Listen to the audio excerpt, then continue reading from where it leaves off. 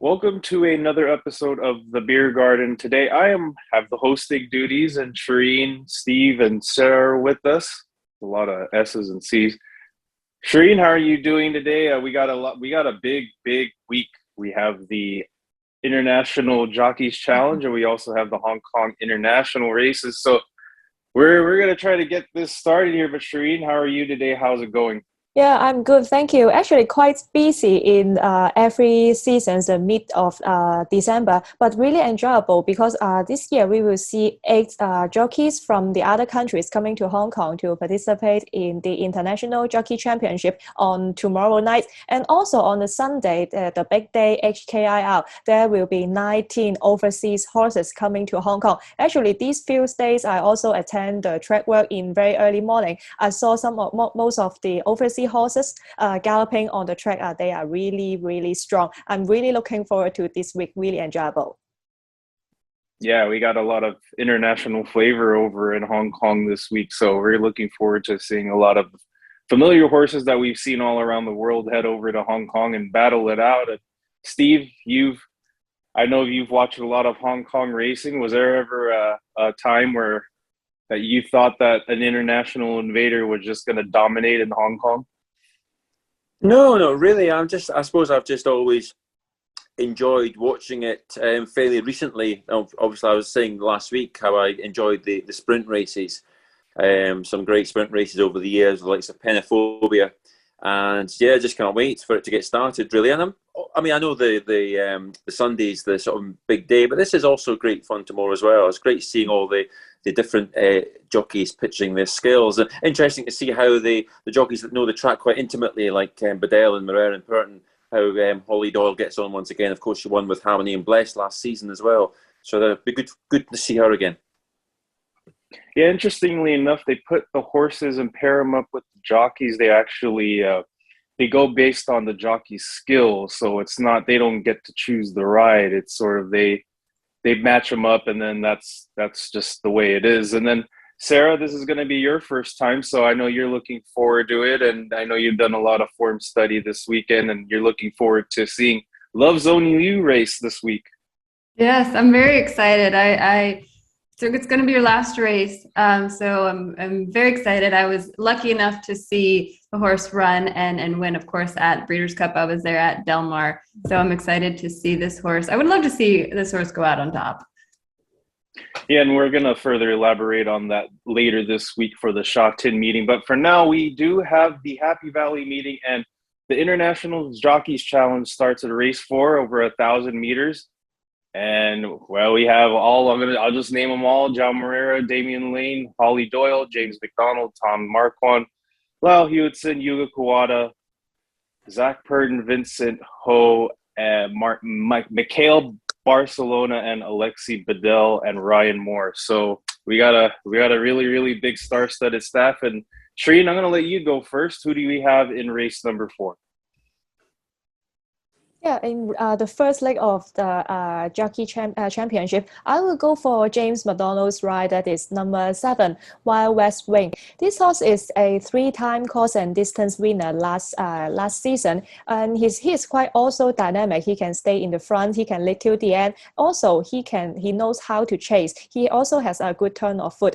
And in this season, he already has 6 starts, and we can see that among his form, the best distance is really here, 1,000 meters over Happy Valley. So I think that this time gate 11 would be a bit concerned, but I don't really afraid of that because just like I said, this horse is quite dynamic. So maybe I guess this race will be in fast pace, and then Wild West Wing will be staying in the midfield or in the back, and then I'm quite looking forward to him to show a strong turn of foot in the last furlong. So I will go for James McDonald's mount, number 7, Wild West Wing.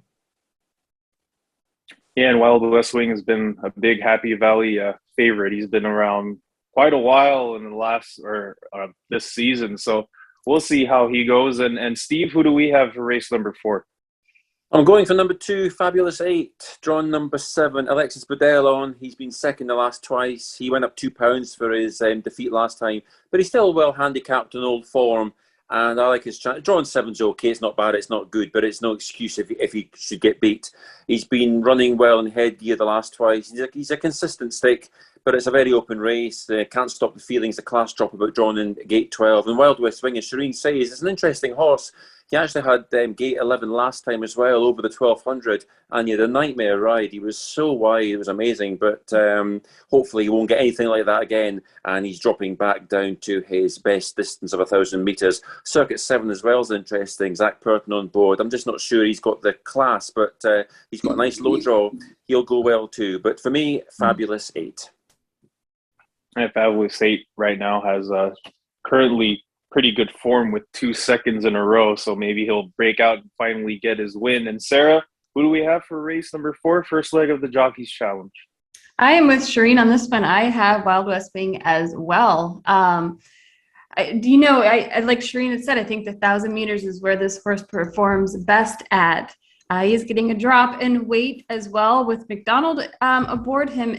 This horse is going to be a tough race, really. But this horse has been performing fairly well in strong company, so he knows the competition. Like Steve had alluded to, he's coming out of barrier 11 again. Yeah, the last race was a bit miserable one there at 1,200 meters. I think the drop back in the distance, I think he's more of that 5 furlong horse. So I feel like he might be one of the strongest here. My only concern that might give him a bit of a trouble out of the gate would be Trust Me, who has really good gate speed as well. But Wild West is a fairly dynamic horse, so I am sticking with him. Yeah, Wild West Wing currently on the Hong Kong market is $15. So yeah, you're going to get some pretty good value there. I'm going to go with Charming Steed, and he's a 3-year-old, but he's going at the same distance. But the only reason why I picked him is because he had a second last time out, and he has the pole position. He's drawn number 1. So I think that with Lyle Hewitson, he'll get a pretty good run. He did have Vincent Ho, and he was behind. Like, he just hung on for second in the last race. So I think that there's going to be an improvement for the 3-year-old, and I think that he could have. I'll mention it later once we get to the rest of the races. But yeah, I think Lyle Hewitson's going to hit the board. So Charene has Wild West Wing along with Sara. So we're going to have horse number 7 is Wild West Wing. And Steve has horse number 2. So that is with Alexi Bedell, Fabulous 8. And then I'm going with number 9, Charming Steed with Lyle Hewitson. So now we're going to go on to race number 5. That is the second leg of the Jockeys Challenge. And that is over 1650. So circuit around the track. And Charene, who do we have? I'm quite looking forward to the class dropper number 1, Sacred Ibis. Actually, recently we see that this horse racing in a class 3 race, and he was not bad. He always can show a good turn of foot. I think that this horse is really honest, although he is now 8-year-old already. He is really consistent, especially for the final furlong. He must be chasing well. So maybe this time, finally a drop in class, because I think that currently this horse will not be improving anymore. However, he has the class when he dropped back to class 4 after 3 to 4 seasons. So facing a weaker rivals, I think that James McDonald on board this horse would be very suitable. So I'm very keen on number 1, Sacred Ibis. Sacred Ibis right now in the market is at $8.60. So yeah, you're going to get a lot of good value there. And Steve, who do we have in race 5 of the second leg of the Jockeys Challenge? Well, great minds think alike, because I also go for number 1, Sacred Ibis. He's drawn 6, James McDonald on board, and he drops in grade after 20 consecutive runs in class 3 events, which just shows you how remarkably consistent the horse is. He's the oldest in the field, but he's in good form, and he's been hamstrung recently by high draw, as he gets a decent draw this time in 6. And for an 8-year-old, he's only run 36 times. There's a lot of younger horses that have run far more than that. So he's relatively light the race for his age. I like his chance. I think he'll appreciate the drop in distance, the drop in grade and the nicer draw.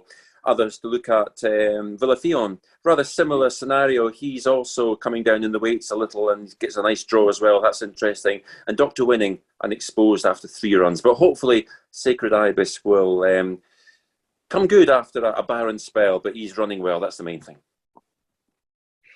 So far, Charene has had the first leg with Sara, and now the second leg is with Steve. So, Sara, do we have another one that you're going to jump on, or you still have a selection on your own?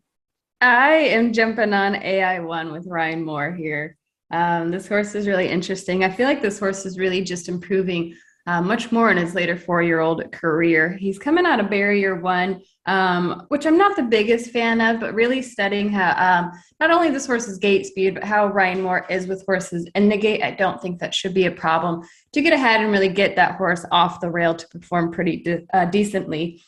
He's very strong, you know, with a really good turn of foot. He's been proven there in the stretch, going back and watching a few of his replays. And, you know, he's been running a really kind of, as far as distance wise, he's been running at, you know, 2,000 to 1,400. Now he's coming to the 1,650, which I think is really going to be the happy medium of distance that this horse is really going to perform at. So I'm going to take my chances here with the 4 AI1.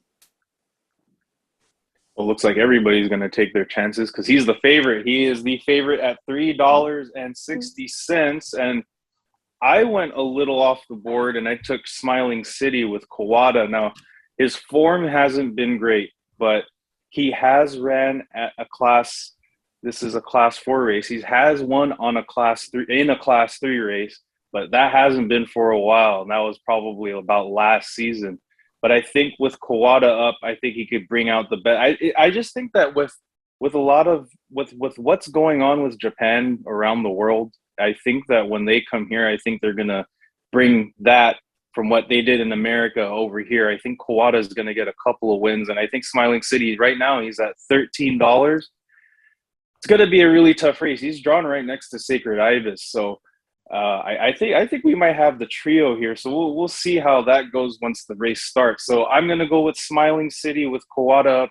Steve and Charene is going with Sacred Ibis, the number 1 horse, and then Sara is with the favorite AI1 with Ryan Moore. So now we skip race number 6 because that is a New Zealand handicap, and now we go on to race number 7, which is race 3 of the Jockeys Challenge, so the 3rd leg, and this is going to be over another 1,650. And Charene, who do we have here?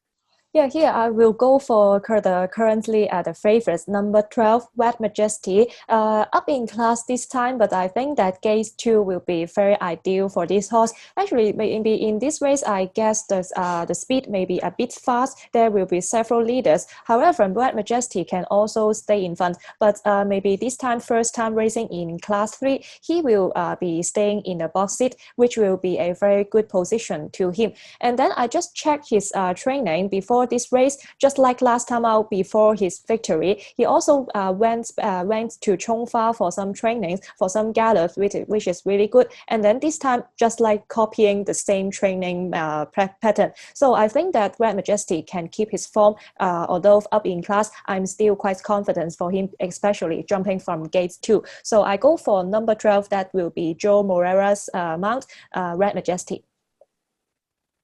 Yeah, Red Majestic taking the class up to class 3 previously in class 4 and is at a bottom weight. So, and as the favorite. So, Steve, who do we have in this race?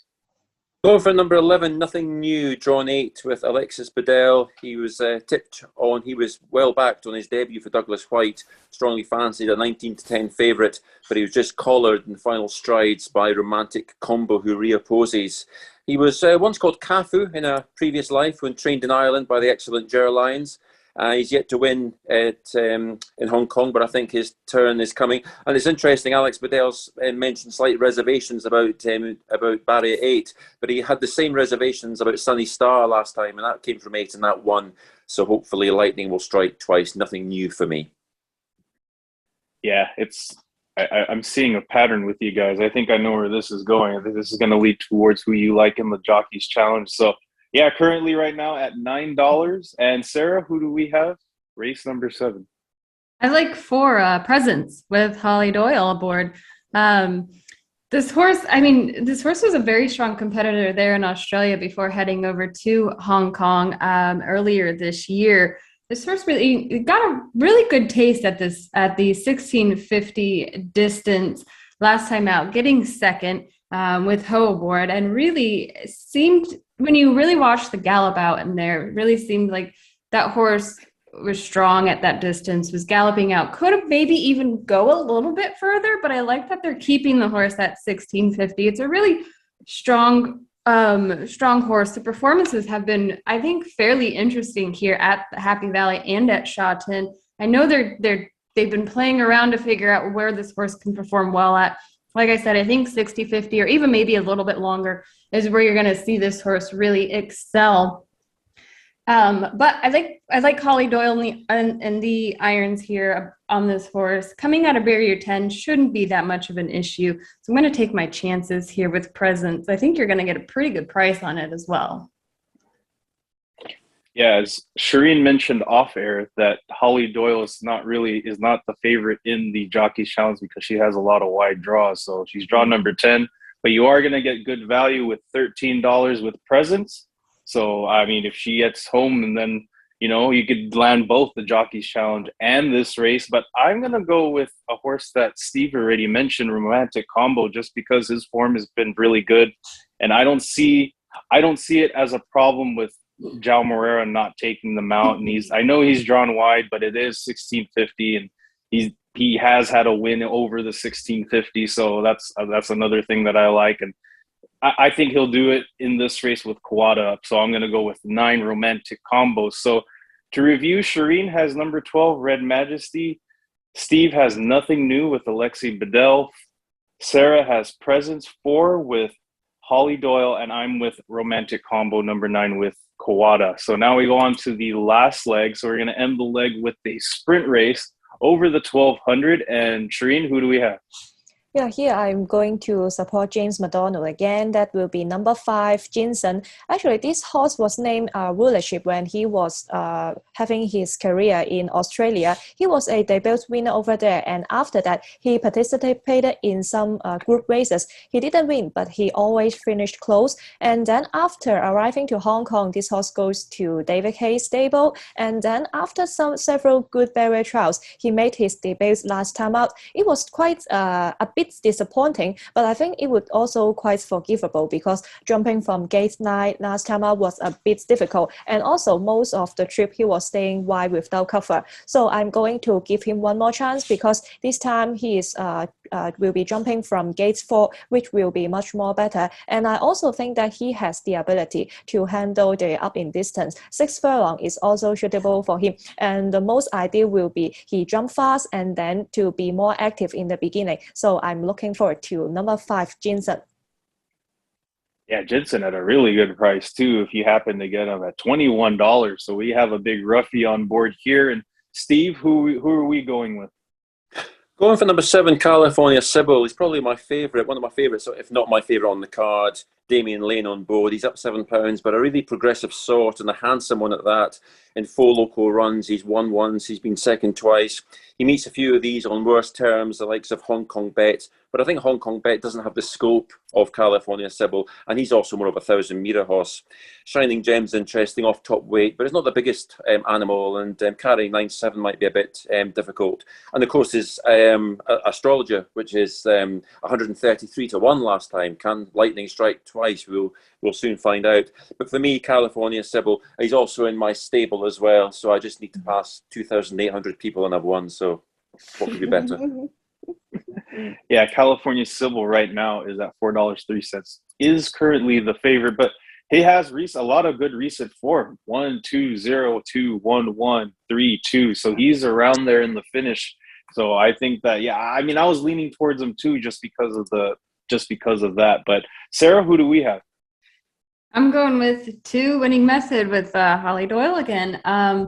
I am a little bit concerned coming out of barrier 2, but if Holly Doyle can get this horse out of the gate, this horse has great gate speed here to really push away against that gate. My only concern here is you got a lot of late speed, and this horse doesn't have terrible late speed, but can this horse keep up? and switch into that gear come the stretch. I don't think that should be a problem. It's just going to be a bit of a challenge. This is a very talented field. And I was, like Steve mentioned, I was looking at astrologer like, ooh, you're right. Can lightning strike twice? Because I had Harmony Fire there in that last race he ran. But it's tough. This field is very tough. I think, if this horse really gets loose, though, I think this horse could lead the field. And can he wire the field with, can Holly do that with him? I think it would be a really great race and really prove a lot for her as a jockey, especially coming over here to really take this horse out. It's a great form. I mean, been racing in class 2 races and doing fairly well and having, great challenges there at the 1200 meter, now dropping into a class 3. Kind of interesting here. I'm really interested to see how this horse performs. I don't feel like this horse should have an issue, but like I said, it's a very tough field with a lot of late speed. Yeah, the market is suggesting that it is a tough field because winning method is at $5.80, but does have the barrier draw number 2 right next to Zach Purton with Shining Gem. Surprised no one picked any. Well, I think Charene picked a Zach Purton horse here, but I'm going to go with what everybody just mentioned, Astrologer, just because of that run against a really hot pot favorite. I think he could do it again. And with Kawada, I know I picked him already 3 times in a row. 3 times in a row. But just based off of that race alone, I think that he could do it back to back. So I'm going to go with number 9, Astrologer with Kawada. Charene has Jinsen with James McDonald. Sara has Winning Method with Holly Doyle. And Steve has, where are you? California Civil with Damian Lane. So after all this, we have to have the winner of the Jockeys Challenge. And Charene, who is your winner for the Jockeys Championship? Yeah, I will be cheering for James McDonald, definitely, because he is having quite a good season, including the Melbourne Cup victory on board Very Elegant. Also, we see that there are also Nature Strip and Home Affairs as well as Saki as well. He is really enjoying a really good season in Australia. And this jockey also have some experience riding in Hong Kong before. So I'm really looking forward to his return. I hope that James McDonald will have good result on Wednesday. Yeah, and just real quick, how it works is up to, I think, 4th place. So if you're first, you get the most points. Second, you get and then it goes on and on and on. And then whoever has the most points at the end of the Jockeys Championship wins. And yeah, so James McDonald right now is a double-digit number. He is $10. So if you happen to have James McDonald, you probably will get a lot of great value. And Steve, who do we have? Who is your winner of the Jockeys Challenge? I'm going for the great Frenchman, Alexis Badel. He's had a very good season at the top of his form, so hopefully he can win. Of course, I've tipped him up in two races, Fabulous 8 and Sacred Ibis. And he's also got 2 other runners, of course, Zhanjiang Rocks in race 5. Probably the weakest out of the 4. I kind of hope he starts at the 1400 mark, actually, while the rest are on 1650. But you never know, he can surprise. And in race number 8, Resolute, who's probably more of a dirt horse, but actually has some good form on turf. And the last time he was a very good 3rd. So over the 1,000 metres, if he can just stretch that out a bit, he could be interesting from a place angle as well. Yeah, Alexis Badel, and he's been running really well. I mean, he did get suspended one of the meets a couple weeks ago, but yeah, he's been running really well. And also the same mark as James McDonald. You're going to get 10 to 1, $10. And Sara, who do we have? I'm going to take Holly Doyle. Let's see. She competed last year and got a joint 3rd. In the Jockey Challenge. So she's familiar with the challenge. She won a leg of this last year. I mean, this is really tough. These jockeys are all extremely talented coming in here. Not only do you have, your track favorites with Purton and Morera and whatnot, you have these jockeys coming in who are strong in their country as well. I mean, Holly's just been blowing up this year. Even the end of last year, she was coming in and taking these titles and whatnot. So I'm excited to see how she does against the boys and see if she can either at least get 3rd again. If not, let's take the win. Yeah, if you take the win, it's $16. So you'll get. She's ranked. She's the longer shot more than her her fiance, Tom Marquand. So it would actually be really interesting. But, she's going to have to overcome a lot of big draws. And if she does, then she can start rolling. And I went with Team Japan, Kawada, just because I think Japan is just going to have a great day tomorrow. He looks like Japan, even with the races for this weekend at Shatin are going to be, I think they're going to, by the end of the year, and then probably won't hear about Japan ever again after that. But yeah, I'm going to go with Kawada for my pick for the Jockeys Championship. So that's Charene has James McDonald, Steve has Alexi Bedell, Sara has Holly Doyle, and I have Kawada. So we're going to be looking forward to this coming up Shatin Hong Kong international races. Some really, really, really exciting races with Golden 60 trying to keep his winning streak going. So we'll catch you all then. So see you later. Thanks you guys for your time, and bye.